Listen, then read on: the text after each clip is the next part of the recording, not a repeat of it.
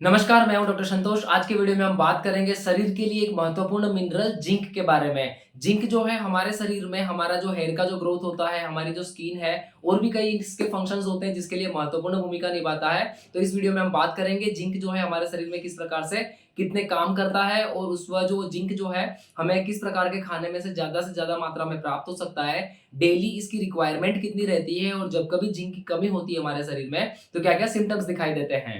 Video में आगे बढ़ने से पहले मैं आपको बता देना चाहता हूं कि मेरी इस चैनल पर सामान्य व्यक्ति को समझ में आ सके उस प्रकार से मेडिकल से जुड़ी हुई इंफॉर्मेशन, बीमारियों के बारे में, शरीर से जुड़ी हुई इंफॉर्मेशन और कई प्रकार की जो मेडिसिन होती है और बीमारियां जो होती है इनके बारे में माहिती प्रदान करने का कार्य करता हूं। तो कृपया आप अगर मेरी चैनल पर नए हैं तो कृपया चैनल सब्सक्राइब करिए और दोस्तों में शेयर कीजिए। आगे बढ़ते हैं जिंक के इस वीडियो में। तो जिंक जो है वह एक प्रकार का मिनरल है। हमारे शरीर में हम जितना भी खाना खाते हैं उनको बेसिकली दो प्रकार में डिवाइड किया जा सकता है या फिर क्लासिफाई किया जा सकता है। उसमें होते हैं मैक्रोन्यूट्रिएंट्स और माइक्रोन्यूट्रिएंट्स। मैक्रोन्यूट्रिएंट्स वे होते हैं जो हमारे शरीर में डेली ज्यादा मात्रा में लेने की आवश्यकता रहती है और माइक्रोन्यूट्रिएंट्स वे होते हैं जो न्यूट्रिशन के तौर पे हमारे शरीर में मैक्रोन्यूट्रिएंट्स की कंपैरिजन में कम लेने की आवश्यकता रहती है। तो ये हो गए मैक्रोन्यूट्रिएंट्स। तो मैक्रोन्यूट्रिएंट्स जो होते हैं उसमें कार्बोहाइड्रेट्स, फैट और प्रोटीन का समावेश किया जाता है और जो माइक्रोन्यूट्रिएंट्स है उसमें विटामिन और मिनरल्स होते हैं। कई प्रकार के विटामिन के वीडियो मैंने ऑलरेडी बना रखे हैं। आप अगर मेरी चैनल पर पहली बार आए हैं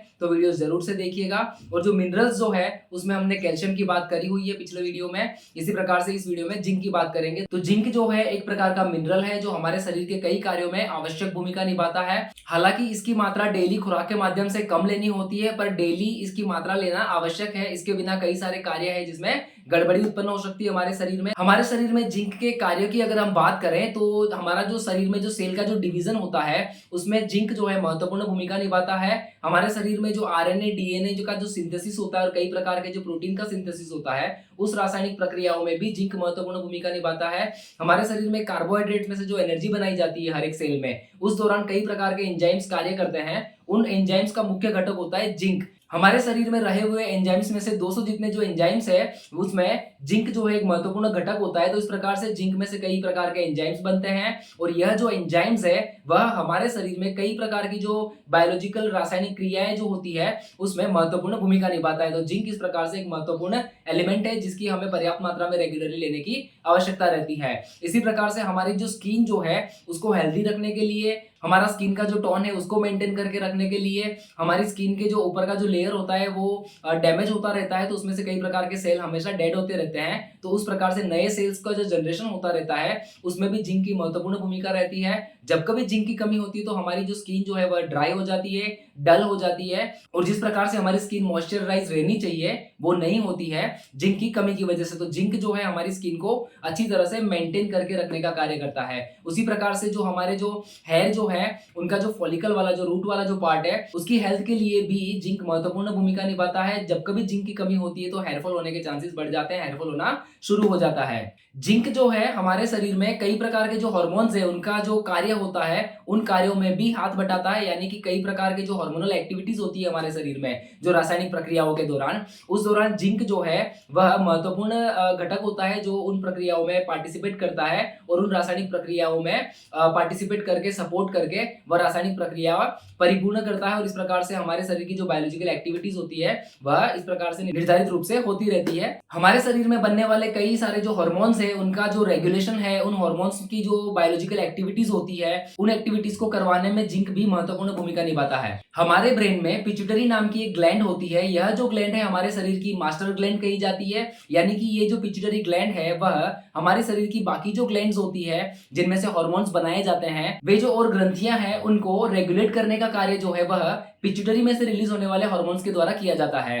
तो ये जो पिट्यूटरी ग्लैंड जो है उसमें जिंक की काफी ज्यादा मात्रा पाई जाती है। अगर हम कहें तो हमारे शरीर में जिंक की सबसे ज्यादा मात्रा पाया जाता है वह जो ऑर्गन होता है वह पिट्यूटरी ग्लैंड है, उसमें काफी ज्यादा मात्रा में जिंक रहा हुआ होता है। तो पिट्यूटरी ग्लैंड का जो फंक्शन होता है कई सब प्रकार के हार्मोन्स बनाने का, जो हार्मोन्स दूसरी ग्लैंड्स को रेगुलेट करते हैं। इस हार्मोन प्रोडक्शन के दौरान जिंक जो है वह पिट्यूटरी ग्लैंड में काफी ज्यादा महत्वपूर्ण भूमिका निभाता है। तो इस प्रकार से जिंक जो है वह पिट्यूटरी ग्लैंड में बनने वाले हार्मोन्स में सपोर्ट करता है और इस प्रकार से शरीर में जो कई प्रकार की जो और जो ग्लैंड्स हैं और उनके द्वारा जो प्रोडक्शन किया जाता है हार्मोन्स का और उनका जो रेगुलेशन किया जाता है, इस कार्य में जिंक जो है वह महत्वपूर्ण भूमिका निभाता है। और इस प्रकार से इन हार्मोन्स के आधार पर कई सारी बायोलॉजिकल एक्टिविटीज हमारे शरीर में होती है। हमारी जो जीभ है उसकी टेस्ट करने की क्षमता और हमारा जो नाक के द्वारा जो हम स्मेल करते हैं वह जो कार्यक्षमता जो होती है वह भी जिंक पर आधारित होती है। जब कभी व्यक्ति में जिंक की कमी पाई जाती है तो उस दौरान उस व्यक्ति में टेस्ट और जो स्मेल करने की जो क्षमता होती है उसमें बदलाव पाया जाता है, उसमें कार्यक्षमता कम हो जाती है।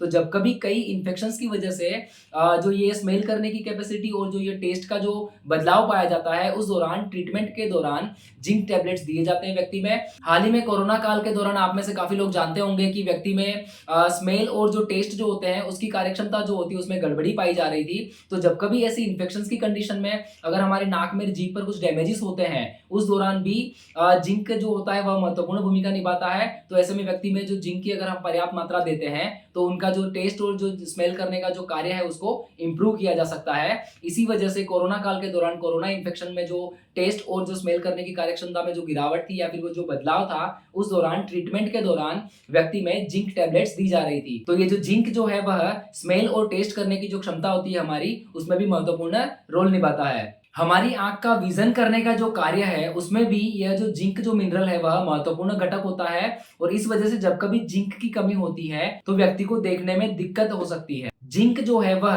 हमारे आंतों के द्वारा जो पानी का पर्याप्त मात्रा में एब्जॉर्प्शन होना चाहिए उसमें भी महत्वपूर्ण भूमिका निभाता है। तो जब कभी जिंक की कमी होती है तो उन व्यक्ति में इस पानी का एब्जॉर्प्शन अच्छी मात्रा में नहीं हो पाता और इस वजह से उस व्यक्ति में डायरिया जैसी शिकायतें देखी जा सकती है। इसी प्रकार से जिंक जो है हमारी इम्यूनिटी को मेंटेन करके रखने में भी महत्वपूर्ण भूमिका निभाता है। तो इस प्रकार से हमने देखा कि जिंक क्या क्या कार्य करता है हमारे शरीर में। तो हमारे जो हेयर है उनका ग्रोथ करवाने में, सेल डिवीजन करवाने में, सेल का ग्रोथ करवाने में। इसी प्रकार से जब प्रेग्नेंट लेडी में प्रेगनेंसी के दौरान बच्चे का ग्रोथ हो रहा होता है उस दौरान भी जिंक की काफी ज्यादा मात्रा की जरूरत रहती है ताकि बच्चे में जो ग्रोथ हो रहा होता है उस दौरान सेल डिवीजन होता है, सेल का ग्रोथ होता है, टिश्यू का ग्रोथ होता है। तो उस दौरान जिंक की पर्याप्त मात्रा लेना आवश्यक हो जाती है। उसी प्रकार से जब कभी हमें चोट लगती है तो वो घाव भरने की जो प्रोसेस होती है उस दौरान भी नए सेल्स बनते हैं, सेल का डिवीजन होता है, आरएनए डीएनए का प्रोडक्शन होता है, प्रोटीन का सिंथेसिस होता है। इन रासायनिक प्रक्रियाओं में भी जिंक महत्वपूर्ण भूमिका निभाता है। उसी प्रकार से जो हार्मोनल एक्टिविटीज होती है हमारे शरीर में तो कई प्रकार के जो हार्मोन्स होते हैं उनके प्रोडक्शन में, उनके रेगुलेशन में और इन हार्मोन्स के आधार पे जो बायोलॉजिकल एक्टिविटीज होती है उनमें यूज होने वाले कई प्रकार के जो एंजाइम्स है उनमें मुख्य घटक के रूप में जिंक पाया जाता है। तो जिंक जो है इन सभी बायोलॉजिकल एक्टिविटीज में महत्वपूर्ण भूमिका निभाता है। अब आगे बढ़ते हुए हम बात करेंगे कि जिंक जो है हमें डेली खुराक के माध्यम से कितनी मात्रा में लेना आवश्यक रहता है। तो जो एक एडल्ट मेल व्यक्ति जो होता है उसको डेली खुराक के माध्यम से 11 मिलीग्राम जितना जो जिंक है वह डेली खुराक के माध्यम से लेने की आवश्यकता रहती है। उसी प्रकार से एक फीमेल जो होती है उसको 8 मिलीग्राम जितना डेली खुराक के माध्यम से जिंक लेने की आवश्यकता रहती है। जब कभी लेडी प्रेग्नेंट होती है तो उसको ज्यादा मात्रा में जिंक लेने की आवश्यकता रहती है तो उनको 11 मिलीग्राम डेली जिंक जो है वह खुराक के माध्यम से लेने की आवश्यकता रहती है। तो यह हो गया जिंक की निर्धारित मात्रा जो डेली खुराक के माध्यम से ली जानी चाहिए। अब हम बात करेंगे कि जिंक जो है हम खाने की किन किन चीजों से ज्यादा मात्रा में हम प्राप्त कर सकते हैं। तो जिंक जो है वह ज्यादातर मीट, चिकन और जो फिश जो होती है और जो सी फूड्स होते हैं उनमें से ज्यादा मात्रा में प्राप्त होता है और इनमें से मिलने वाला जो जिंक है वह आसानी से और अच्छी तरीके से ज्यादा मात्रा में हमारे शरीर में एब्जॉर्ब किया जा सकता है वेजिटेबल्स की कंपैरिजन में। वेजिटेबल्स जो है वह जो लेग्यूम्स हो गए, फलियां जो होती है कई प्रकार की, कुछ प्रकार के नट्स होते हैं जैसे बादाम हो गई, काजू हो गए, इनमें से भी अच्छी खासी मात्रा में हमें जिंक की प्राप्ति होती है। और उसी प्रकार से हम अगर फ्रूट्स की बात करें तो पोमग्रेनेट जो है, रास्पबेरी है और गुआवा जो होता है इनमें से अच्छी खासी मात्रा में हमें जिंक की प्राप्ति हो सकती है। और इसी प्रकार से ऑयस्टर्स जो होते हैं उनमें भी काफी ज्यादा मात्रा में जिंक रहा हुआ होता है। तो जो लोग ऑयस्टर्स जो खाने के तौर पे यूज करते हैं उनको जिंक की काफी ज्यादा पर्याप्त मात्रा उसमें से मिल जाती है और अच्छी तरह से वह जो होता है वह एब्जॉर्ब भी हो जाता है। इसी प्रकार से मशरूम्स जो है उनमें से भी जिंक की अच्छी खासी मात्रा हम प्राप्त कर सकते हैं। तो यह हो गए डाइटरी सोर्सेज जिनमें से जिंक की मात्रा हमें अच्छी खासी प्राप्त हो सकती है खाने के माध्यम से। और जब कभी किसी व्यक्ति में जिंक की कमी पाई जाती है तो उन व्यक्तियों में जिंक की जो टैबलेट्स आती है वह सप्लीमेंट के तौर पे दी जाती है। इसी प्रकार से छोटे बच्चों के लिए सिरप फॉर्म में जिंक अवेलेबल होता है। जब कभी उनमें अगर कमी पाई जाती है या फिर ग्रोथ के दौरान कई बार जो डॉक्टर्स है वह उनको सप्लीमेंट्स के दौरान या जिंक वाले जो सिरप्स होते हैं वह बच्चों को प्रोवाइड करते हैं, उसमें से बच्चों को अच्छी खासी मात्रा में जिंक की प्राप्ति हो जाती है। यहाँ पे एक इंपॉर्टेंट बात मैं आपको बताना चाहता हूँ कि जो जब कभी हम ये जो जिंक वाला जो खाना हम खुराक के माध्यम से लेते हैं उस दौरान उस खुराक को अगर हम प्रोटीन के साथ लेते हैं तो ये जो प्रोटीन जो होता है वह जिंक का एब्जॉर्प्शन बढ़ाने में मदद रूप होता है। तो जब कभी जिंक युक्त खुराक हम लेते हैं उस दौरान अगर हम प्रोटीन वाला खुराक भी साथ लेते हैं तो वह जो जिंक होता है वह हमारे शरीर में ज्यादा से ज्यादा मात्रा में अच्छी तरह से एब्जॉर्ब हो जाता है। जब कभी कोई व्यक्ति अगर जिंक की ज्यादा मात्रा खुराक के माध्यम से लेता है तो ऐसे व्यक्ति में जिंक की टॉक्सिसिटी होती है और वह जो जिंक जो है ज्यादा मात्रा में लिया हुआ वह जिंक हमारे शरीर में कॉपर की जो मात्रा होती है उसको कम कर देता है और उस वजह से कॉपर की डेफिशिएंसी होती है और उस वजह से कई प्रकार के सिम्टम्स देखे जाते हैं। और इसी वजह से कभी भी जिंक जो है उसकी मात्रा डेली खुराक के माध्यम से 40 मिलीग्राम से ज्यादा हमें नहीं लेनी चाहिए। इसे हम इसकी अपर लिमिट कहेंगे कि 40 मिलीग्राम से ज्यादा अगर हम डेली खुराक के माध्यम से जिंक लेते हैं तो वह हमारे शरीर में टॉक्सिसिटी करता है, कॉपर की मात्रा कम कर देता है हमारे शरीर में और उस वजह से कई प्रकार के सिम्टम्स दिखाई देते हैं। जब कभी किसी व्यक्ति में अगर जिंक की कमी हो जाती है तो उसमें क्या क्या सिम्टम्स दिखाई देते हैं उसकी अगर हम बात करें तो व्यक्ति में जैसे कि मैंने आपको बताया कि सेल डिवीजन जो होता है उसमें गड़बड़ी हो जाती है, सेल के ग्रोथ में गड़बड़ी हो जाती है, उसी प्रकार से हेयर का जो ग्रोथ होता है उसमें गड़बड़ी हो जाती है, उस वजह से हेयरफॉल जैसी शिकायत देखी जा सकती है। प्रेग्नेंट लेडी में अगर जिंक की कमी है, वह जो लेडी में जो बच्चे का जो ग्रोथ होना चाहिए वो नहीं हो पाता है, उस वजह से जो बच्चा जो होता है उसका वजन कम रहता है और उस वजह से कई कॉम्प्लिकेशंस देखे जा सकते हैं प्रेगनेंसी के दौरान। जैसे कि मैंने आपको बताया कि जिंक जो है हमारी इम्यूनिटी के लिए महत्वपूर्ण होता है, तो इम्यूनिटी कम होने की वजह से कई प्रकार के इन्फेक्शंस लगने के चांसेस बढ़ जाते हैं। और जैसे कि मैंने आपको बताया कि हार्मोनल एक्टिविटीज जो होती है, बायोलॉजिकल एक्टिविटीज हमारे शरीर में हार्मोन से जुड़ी हुई जो बायोलॉजिकल एक्टिविटीज है उनमें गड़बड़ी होती है जिंक की कमी की वजह से। तो उस वजह से जो मेल जो होते हैं उनमें इंपॉर्टेंसी आ सकती है, उनकी जो स्पर्म्स जो बनने की जो क्षमता होती है उसमें गड़बड़ी होती है और यह जो शिकायत होती है वह देखी जा सकती है जिंक की कमी की वजह से। और सिम्टम्स की अगर हम बात करें तो भूख ना लगना या फिर भूख कम हो जाना, उसी प्रकार से कुछ लोगों में डायरिया होने की शिकायत देखी जा सकती है।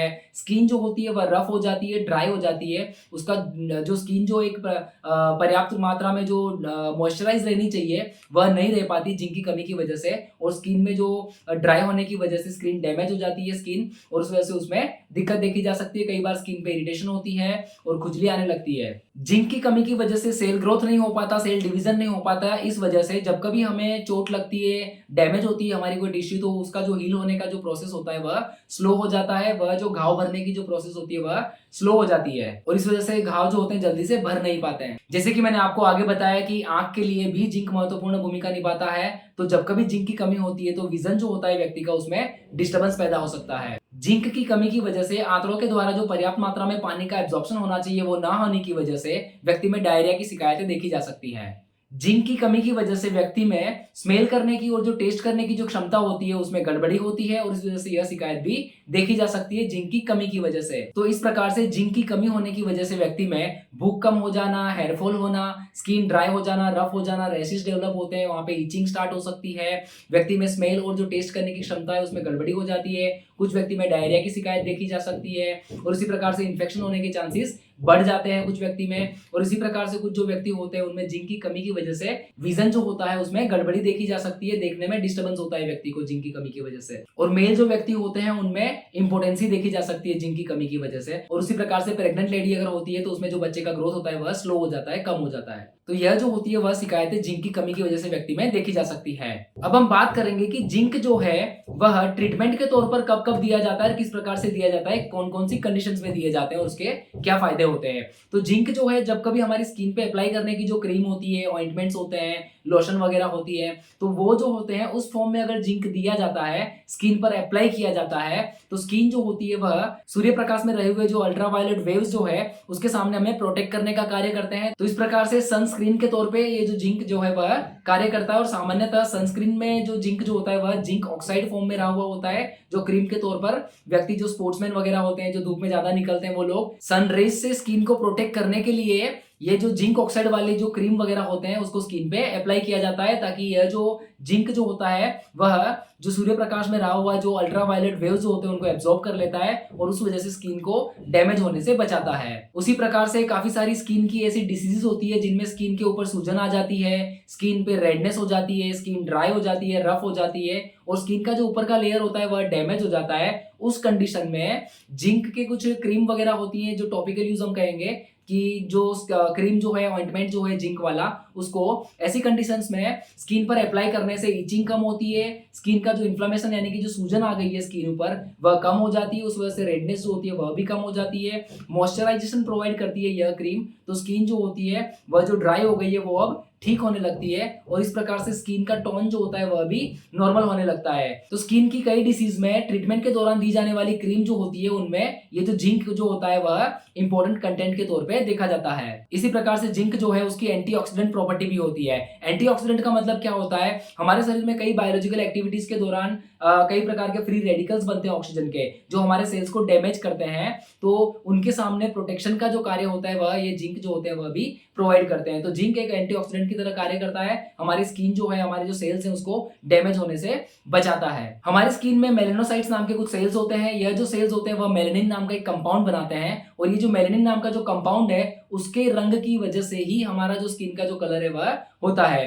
तो ये जो जिंक जो होता है वह इस मेलेनोसाइट्स पर एक्ट करता है और मेलेनिन का प्रोडक्शन कम करने का कार्य करता है। तो फेयरनेस क्रीम्स जो होती है उसमें भी जिंक एक महत्वपूर्ण भूमिका निभाता है। और स्किन में कई जगह पे अगर डार्क स्पॉट्स जो होते हैं, काले धब्बे जो होते हैं स्किन पर, तो वहां अगर जिंक युक्त क्रीम अप्लाई की जाती है तो यह जो डार्क स्पॉट जो होते हैं उनको कम किए जा सकते हैं। तो यह जिंक युक्त जो क्रीम ऑइंटमेंट वगैरह जो होते हैं वह हमारी स्किन पर जो हमें जो पिंपल्स होते हैं या फिर जो बच्चों में डायपर रेसिस हो जाते हैं या और कई प्रकार की एलर्जिक कंडीशंस की वजह से अगर स्किन पर सूजन आ गई है, स्किन ड्राई हो गई है, स्किन पर खुजली आ रही है या फिर स्किन रफ हो गई है, मॉइस्चराइजेशन उसका कम हो गया है, ऐसी कंडीशन में जिंक युक्त क्रीम जो होती है वह बेनिफिट करती है। उसी प्रकार से कुछ जो कट्स वगैरह हो जाते हैं या फिर बर्न्स की वजह से जो निशान पड़ते हैं, चोट की वजह से जो निशान हो जाता है स्किन पर, उसमें जो हाइपर पिगमेंटेशन यानी कि उसका जो डार्क रंग जो होता है और कई प्रकार के जो डार्क स्पॉट्स जो स्किन पे होते हैं उनको जो ठीक करने के लिए भी जिंक युक्त क्रीम का यूज किया जाता है।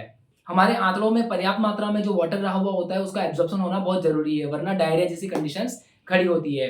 तो डायरिया जैसी कंडीशंस में अगर हम जिंक देते हैं टेबलेट फॉर्म में तो जिंक जो है वह आंतड़ों में रहा हुआ ये जो पानी है उसकी पर्याप्त मात्रा में एब्जॉर्प्शन करवाता है, उसका एब्जॉर्प्शन बढ़ा देता है जिंक। तो इस वजह से क्या होता है कि व्यक्ति में डायरिया जैसी कंडीशंस में ट्रीटमेंट के तौर पर जिंक जो है वह दिया जा सकता है। तो इस प्रकार से इस वीडियो में हमने देखा कि जिंक जो है हमारे शरीर के लिए कितना महत्वपूर्ण है, सेल डिवीजन से लेकर हेयरफॉल या फिर स्किन की जो डिसीजेस वगैरह होती है और कई प्रकार की जो क्रीम्स जो होती है उनमें जिंक यूज किया जाता है ताकि हमारी स्किन की कई प्रकार की जो प्रॉब्लम्स होती है उनको ट्रीट किया जा सके। तो इस प्रकार से अगर आपको यह वीडियो अच्छा लगा है तो वीडियो लाइक जरूर करिए, दोस्तों में शेयर करिए और अगर आप अभी हमारे चैनल पर नए हैं तो चैनल को सब्सक्राइब जरूर करिएगा। नमस्कार।